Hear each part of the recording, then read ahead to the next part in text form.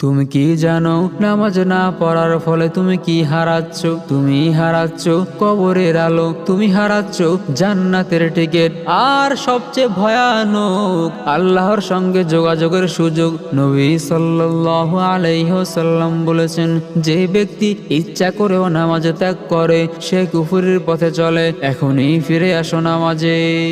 নামাজ না পড়লে বিপদ। নবী সাল্লাল্লাহু আলাইহি ওয়াসাল্লাম বলেছেন, নামাজ হলো দিনের স্তম্ভ।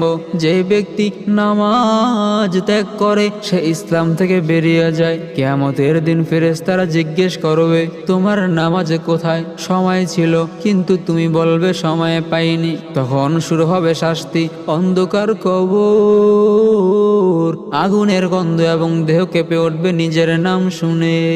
তুমি যখন ফজরের সময় ঘুমাচ্ছ, আজান হচ্ছে আর মোবাইল স্ক্রল করছো, তখন আল্লাহ বলেন, হে বান্দা এসো, আমি তোমাকে ক্ষমা করতে চাই।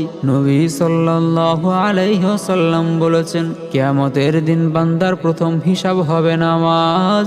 নামাজ ঠিক থাকলে সব ঠিক থাকবে, আর নামাজ নষ্ট হলে সব নষ্ট।